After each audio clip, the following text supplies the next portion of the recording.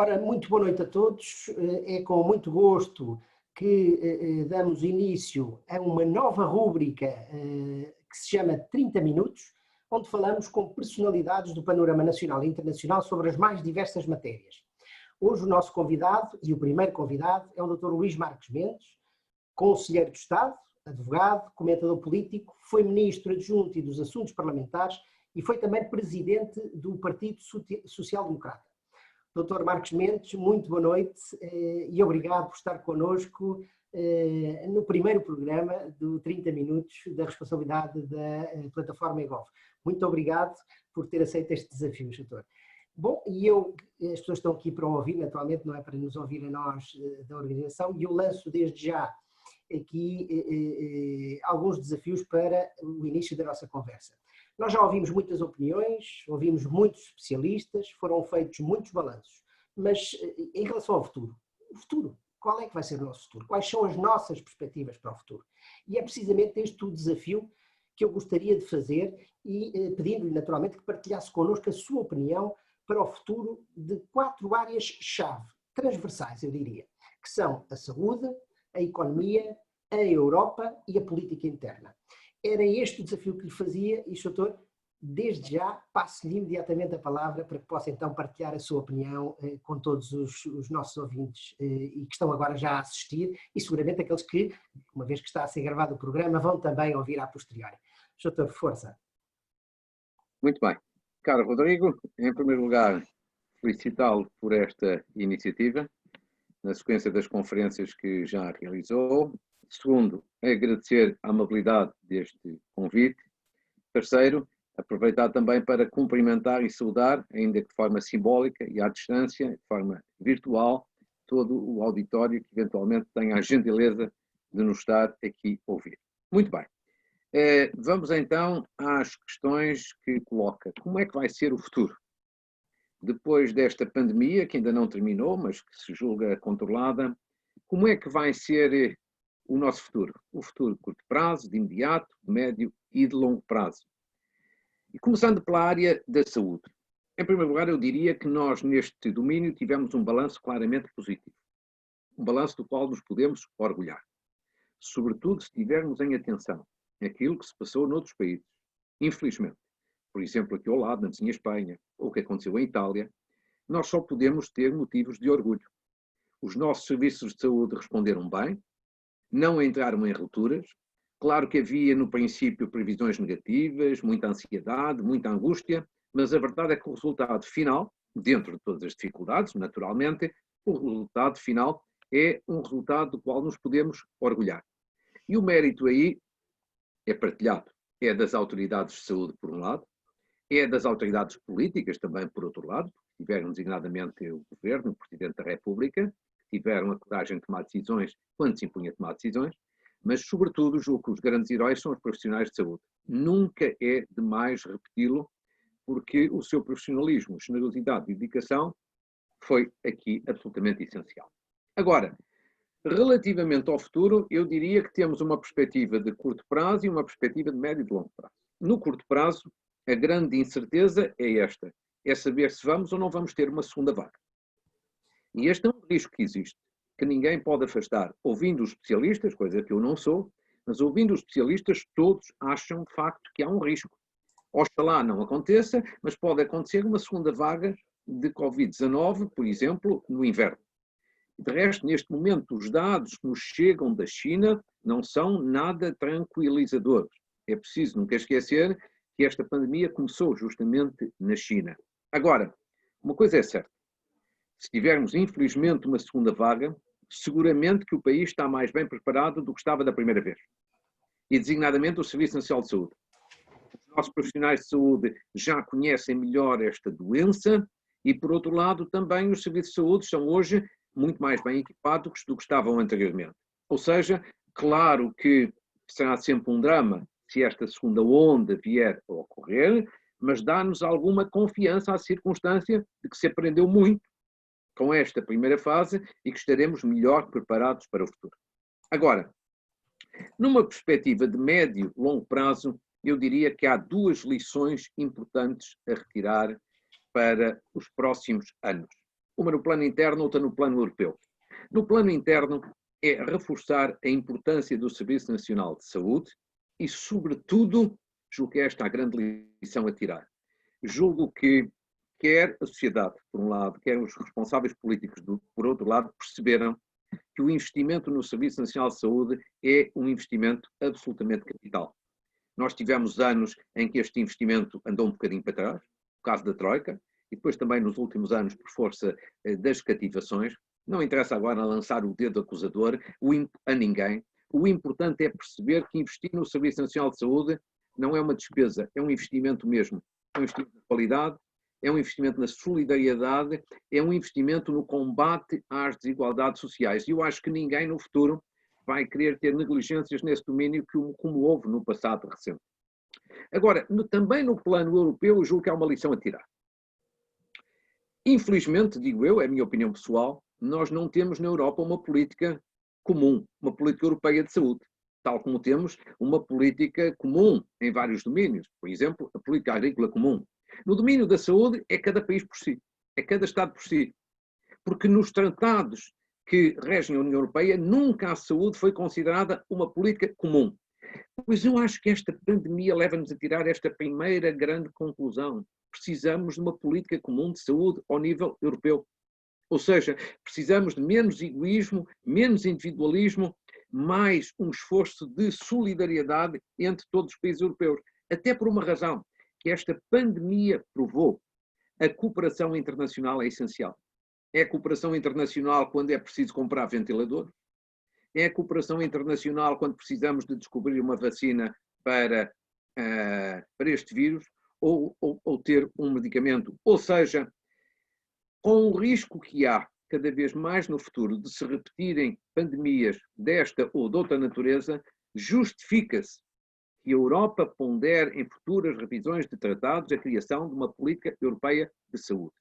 Não aconteceu nas últimas vezes, acho que é uma lição importante a tirar para o futuro. Ganharemos todos, portugueses, espanhóis, alemães, ganharemos todos em ter um esforço de cooperação e não um esforço de individualismo ou de egoísmo. Agora, em segundo lugar, no domínio da economia. Questão que é de uma importância capital, que tem a ver com a vida das pessoas no seu dia-a-dia.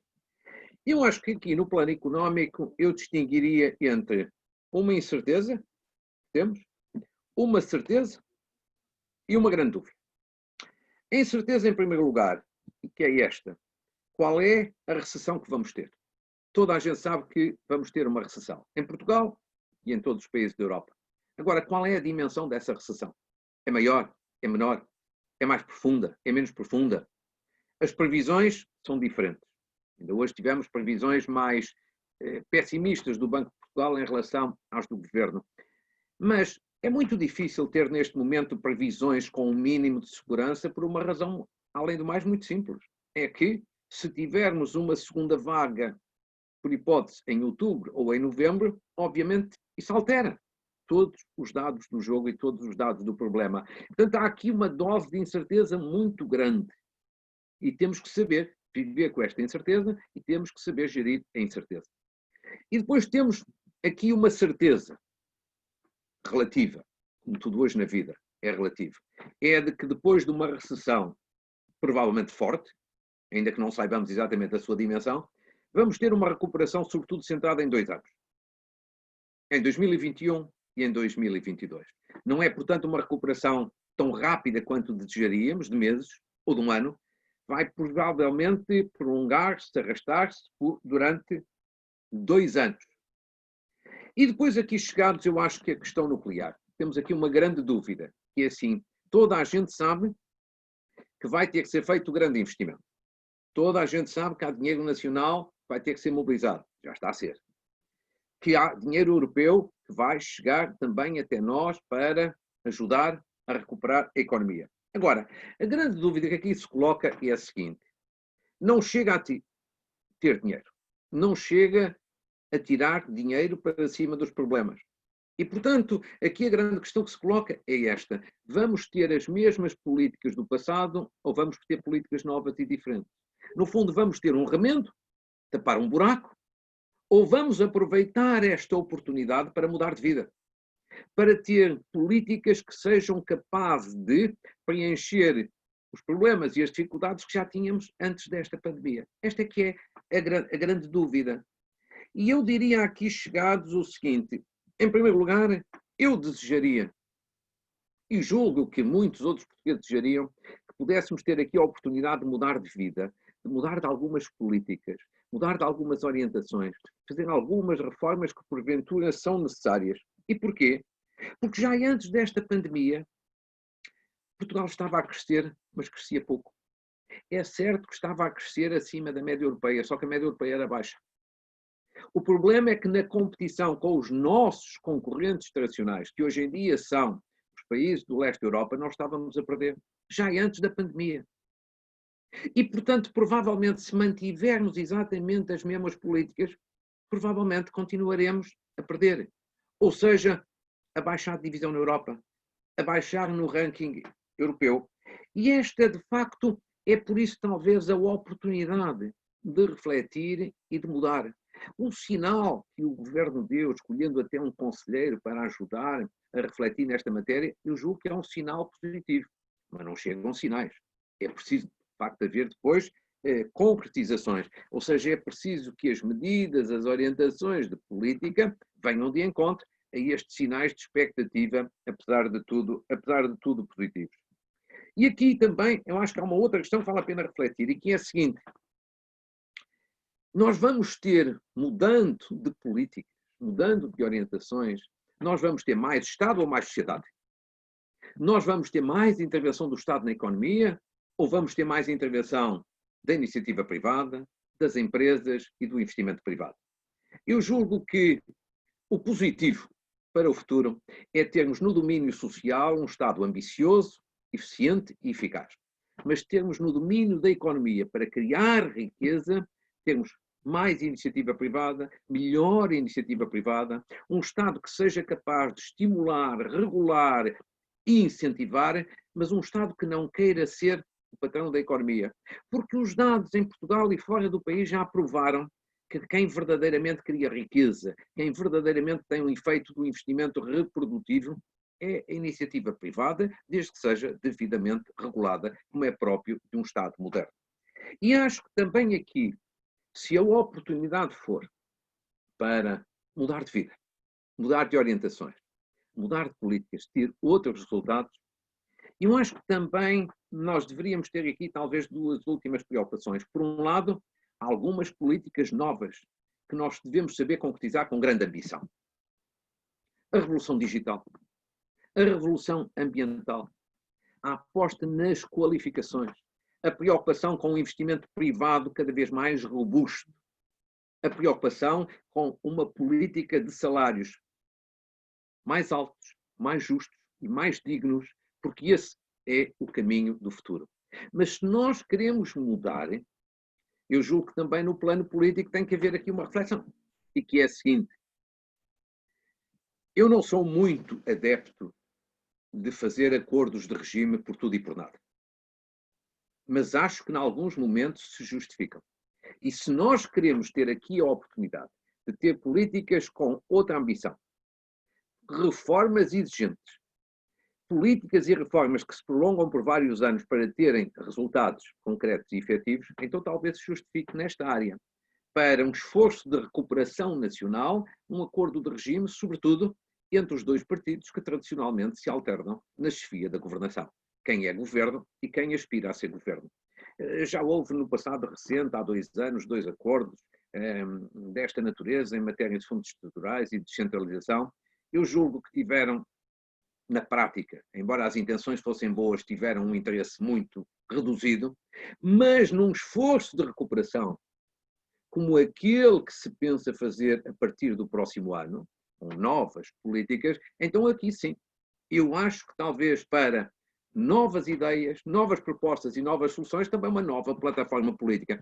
Não se trata de fazer um novo governo, trata-se de fazer um acordo de regime que prolonga ao longo dos anos alguns compromissos e que dê um outro sinal de mobilização e de confiança ao país. Agora, em terceiro lugar, depois da saúde, da economia, um pouco sobre a Europa, que era também o desafio que me colocou. Eu sobre a União Europeia diria, em primeiro lugar, o seguinte. Eu acho que a União Europeia não começou bem a abordagem a esta pandemia. Pelo contrário, começou mal. Devemos ser sérios, francos e verdadeiros. A Europa não esteve bem nos primeiros tempos, nas primeiras semanas. A Europa esteve negligente, a Europa esteve um pouco a assobiar para o lado, a Europa esteve egoísta, esteve individualista, não teve o espírito de solidariedade que se impunha. Somos um clube que se pauta desde logo por valores de solidariedade. O exemplo típico foi o da Itália. A Itália viveu períodos dramáticos e a Europa não foi capaz, muitas vezes, de ter sequer uma palavra, já não digo uma ação, uma palavra de solidário. De resto, a Presidente da Comissão Europeia teve mais tarde a humildade e a hombridade e o caráter de pedir desculpa e de mostrar, de facto, arrependimento. Agora, manda a verdade também que se diga que depois desse primeiro momento infeliz, a Europa mudou. A União Europeia mudou. Acertou o passo. E acho que neste momento os sinais que dá e as propostas que apresenta são sinais no bom sentido e são propostas na boa direção. Refiro sobretudo o exemplo que tem sido mais discutido, o chamado Fundo de Resolução, que a Europa se propõe a aprovar nos próximos tempos. Houve duas coisas muito positivas. Primeiro, o eixo franco-alemão funcionou. E eu tenho para mim que na Europa, quando o eixo franco-alemão funciona, a Europa funciona. Quando o eixo franco-alemão não funciona, a Europa para e bloqueia. E aqui funcionou. A senhora Merkel e o senhor Macron deram um sinal muito positivo de que queriam uma Europa diferente, uma Europa mais solidária. E na sequência disso, a Presidente da Comissão Europeia apresentou uma proposta de fundo de recuperação, que em princípio, todos os analistas dizem que será aprovada no próximo mês de julho, já no início da presidência alemã, e que é uma proposta, de facto, que nós só podemos elogiar. É uma proposta, por um lado, robusta, por outro lado, solidária e, por outro lado, inovadora. É robusta porque propõe-se, claro que neste momento ainda é uma proposta, mas quando for aprovada, toda a gente espera que sim, mobilizar recursos na ordem de 750 mil milhões de euros. Dir-se-á alguns mais pessimistas, ou querendo ser mais ambiciosos, o que também é legítimo, dirão só a Alemanha internamente mobiliza mais do que isso. É verdade. Mas para aquilo que são os padrões tradicionais da União Europeia, 750 mil milhões é um esforço importante. Muito importante. Depois, é de facto uma proposta solidária, porque mostra claramente aqui que a Europa percebeu, finalmente, que é uma crise global, tem que haver uma resposta global. Não pode ser cada um para o seu lado. Não pode ser cada cabeça a sua sentença, cada um em função dos seus recursos, porque isso ia, de facto, agravar as desigualdades e ninguém tem culpa desta crise. Esta crise não tem nada a ver com a crise das dívidas soberanas, por exemplo. Portanto, a Europa também aqui deu, finalmente, um sinal positivo. E aqueles que são mais céticos, os mais populistas, que esperavam talvez aqui uma oportunidade para desancar, permita-se uma expressão popular, no ideal europeu, julgo que ficaram sem argumentos e ainda bem. E, finalmente, é uma proposta também inovadora. É inovadora porque a Europa vai emitir dívida pública, coisa que é uma matéria muito crítica, muito controversa, muito polémica dentro da União Europeia. Na prática, a solução que está desenhada, ninguém ousa falar em eurobonds, nem coronabonds, mas na prática, sem o nome, a realidade é essa. E isto também mostra o quê? Que a Europa aprendeu. Que aquilo que sempre rejeitou percebeu que agora era um momento de mudar de vida e por outro lado é inovadora também no plano da forma como a Europa vai ajudar os vários Estados-membros. Há uma parte que será com empréstimos, mas há outra parte que será a fundo perdido. Ou seja, tudo para dizer que, independentemente dos montantes, independentemente do resultado final, que não há de ser exatamente este da proposta apresentada, mas há de ser próximo, eu acho que a União Europeia mudou muito, mudou de padrão, mudou de paradigma. Isto é um grande sinal para a resposta a esta crise, é um grande sinal para o futuro. Quando a gente pensava, incluindo eu próprio, que a Europa estava parada, resignada, virada para o passado, que já não era capaz de ter ambição, eu acho que a Europa aqui se surpreendeu. E aqui chegados, eu acho que isto é positivo por causa desta crise, mas é positivo também para o futuro. Porquê? Porque a União Europeia tem, neste momento, vários problemas que tem que resolver, para além desta crise. Eu sublinharia sobretudo três. Tem um problema de competitividade em primeiro lugar. A Europa tem que passar a ser mais competitiva, porque está a perder todos os anos competitividade para os Estados Unidos e para o Japão. E para a China. Ora, e portanto, se está a perder competitividade, tem um pouco que mudar de vida. No domínio tecnológico, no digital, no ambiental, nas qualificações, na educação, tem de facto, sobretudo com a grande preocupação no domínio da ciência de investigação, a Europa tem que reganhar competitividade. E depois a Europa tem também hoje um outro problema que é um déficit, eu diria, hoje e sempre, um déficit de afirmação no mundo. A Europa, apesar de perder competitividade, é um gigante económico, mas é do ponto de vista político, é um anão político. Não tem uma voz interveniente, afirmativa, ativa no mundo. É cada país sua sentença, cada país sua política externa. Num momento em que o mundo também está cada vez mais caótico, em que os Estados Unidos têm as mudanças terríveis, terrivelmente negativas que têm, de deitar fora o multilateralismo, o diálogo, o diálogo universal, estão cada vez mais virados para dentro de si, isto justifica que a Europa tenha uma voz mais presente, mais ativa, mais afirmativa em tudo o que se passa à escala global. E depois, finalmente, a Europa tem também um problema que tem que ultrapassar, um problema de identidade. E que, em grande medida, é criado pelo drama que foi o Brexit, a saída do Reino Unido da União Europeia. Porque isto mudou o paradigma na Europa. Durante décadas, nós habituámos de que a Europa era conhecida por quê? Por ter um conjunto de países e ter uma enorme lista de espera de países que queriam entrar para o clube europeu. Pois bem, isto mudou o paradigma. É que pela primeira vez houve um país que decidiu sair. E não é um país qualquer. E é um país grande e significativo. E é um país que trazia um aporte importante, a dimensão atlântica, a dimensão liberal, a dimensão do combate ao centralismo e à burocracia europeia. E isto, de alguma forma, levanta um problema de identidade que tem que ser ultrapassado. Não há volta a dar. Já não contamos com o Reino Unido, mas temos que saber recriar uma boa relação com o Reino Unido, mesmo com ele fora da União Europeia. Ou seja, tudo para dizer, resumindo e concluindo no plano europeu, que a Europa abordou mal no início, esta crise, mudou de agulha, no bom sentido e na direção correta, e isto abre-nos perspectivas positivas, não apenas para o combate a esta crise, mas para a resolução de alguns problemas estratégicos e estruturais que a Europa tem para o futuro. Porquê? Porque todos nós dizemos habitualmente, a Europa foi um grande projeto de paz, de prosperidade e de segurança. É verdade. E de justiça social, eu acrescentaria. Mas é importante que falemos não apenas no passado, mas também no futuro. É importante que tenha sido, mas que continue reforçadamente a ser um grande projeto mobilizador, quer no plano económico, quer no plano político, quer no plano da cidadania. Finalmente, a questão política, na nossa política interna. Começando aqui também rapidamente por um balanço. Eu acho que o balanço também é muito positivo. Em que sentido? Durante estes, basicamente, 3 meses de pandemia, acho que, de modo geral, todos os responsáveis políticos estiveram bem. Estiveram bem, desde logo, os órgãos de soberania. O Presidente da República, a Assembleia da República e o Governo. E aqui, particularmente, o Presidente da República e o Governo. Sobretudo, deram um grande exemplo de coesão e de solidariedade institucional. Isto é gerador de confiança. E é gerador de segurança e é gerador de credibilidade. E estiveram bem também, do modo geral, todos os partidos, particularmente os partidos da oposição. Ou seja, foi um período em que houve mais convergência que divergência. Isso também é natural, legítimo e desejável.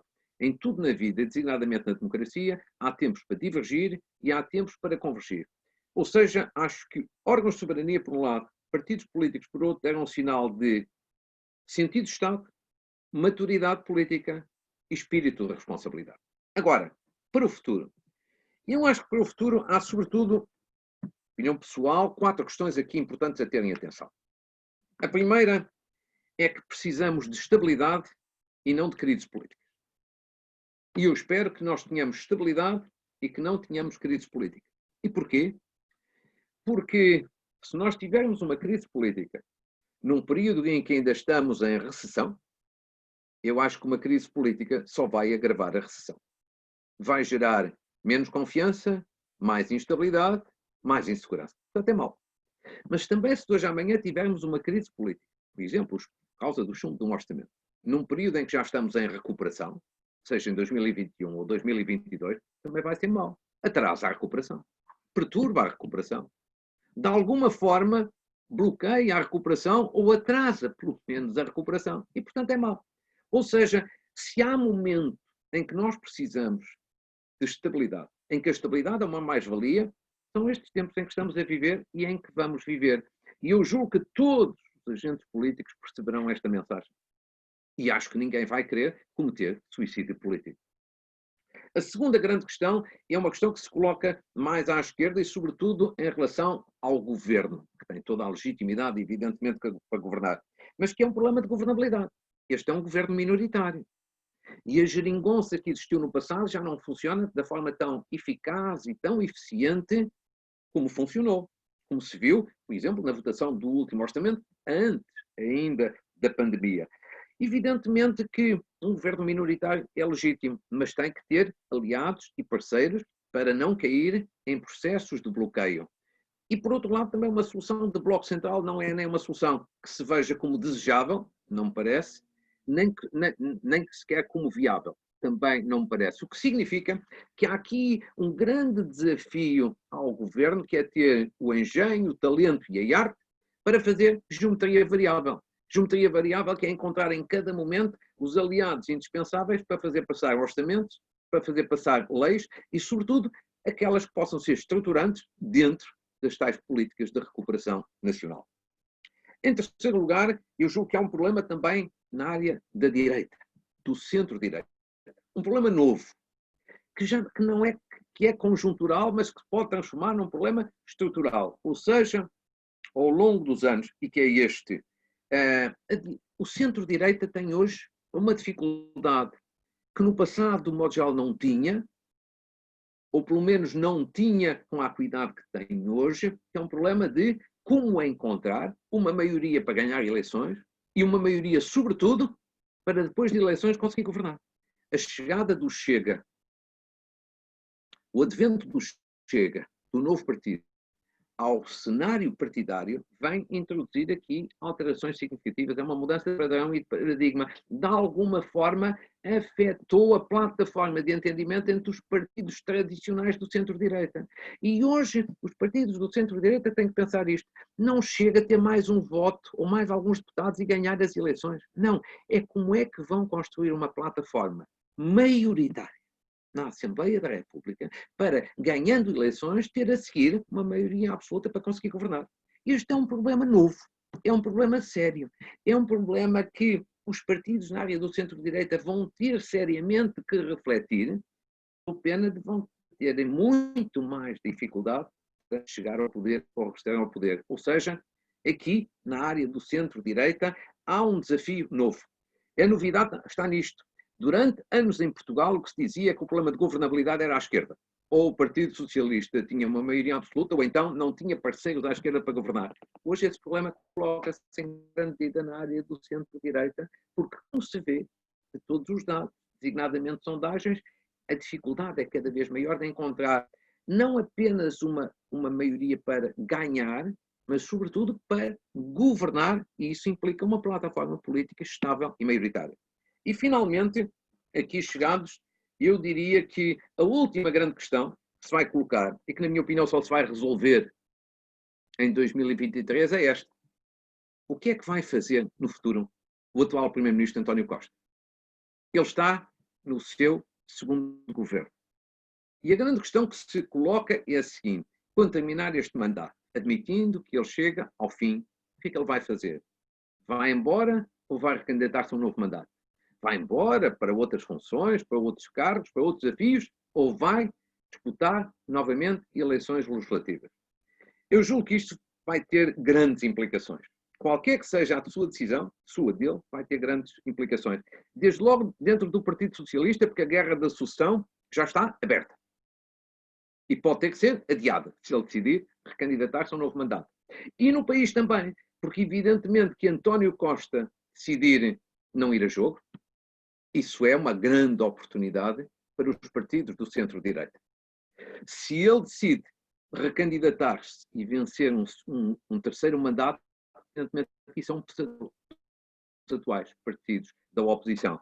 E não é por acaso que ele decidiu adiar o Congresso do Partido Socialista deste ano 2020 para 2021, o que significa que o Congresso a seguir não será em 2022, mas em 2023, ou seja, no ano das eleições, só aí é que ele vai quebrar este tabu. E este tabu quebrado é absolutamente essencial, ou pelo menos pode ser essencial, para definir os dados em relação ao futuro. Posto isto, estamos a concluir. Olho aqui para o lado, para o meu relógio, estão 30 minutos passados. Queria cumprir religiosamente aquilo que foi dito e, por isso, aqui deixei o meu ponto de vista, com, naturalmente, a humildade de que as coisas hoje são cada vez mais incertas, cada vez mais relativas, mas há uma coisa que tenho a certeza: os tempos que aí vêm são tempos desafiantes. Seja na política, seja na economia, seja na Europa, seja mesmo à escala global, porque hoje não houve tempo para falar disso, mas nunca podemos escamotear. Temos eleições americanas em novembro e que reeleger o Sr. Trump ou derrotar o Sr. Trump não é indiferente. Pode fazer toda a diferença, não apenas para os Estados Unidos, mas para a Europa, para Portugal, para o mundo inteiro. E nós bem precisamos de uns Estados Unidos diferentes, menos fechados sobre si próprios, mais abertos ao mundo, com mais diálogo, com mais cooperação internacional. Isto pode fazer toda a diferença. Ou seja, tempos desafiantes e, portanto, tempos para novas conversas, novas conferências e novos debates. Por hoje, muito obrigado. Bem-aja a todos.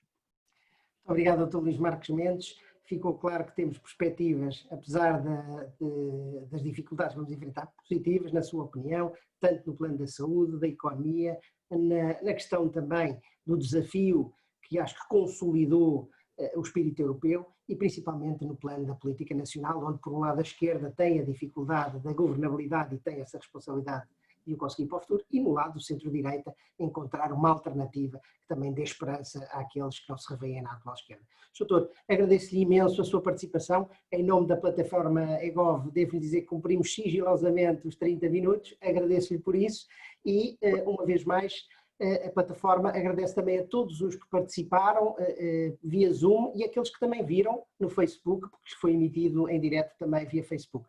Uma vez mais, muito obrigado a todos, boa noite e até à próxima semana. Obrigado, doutor. Muito obrigado.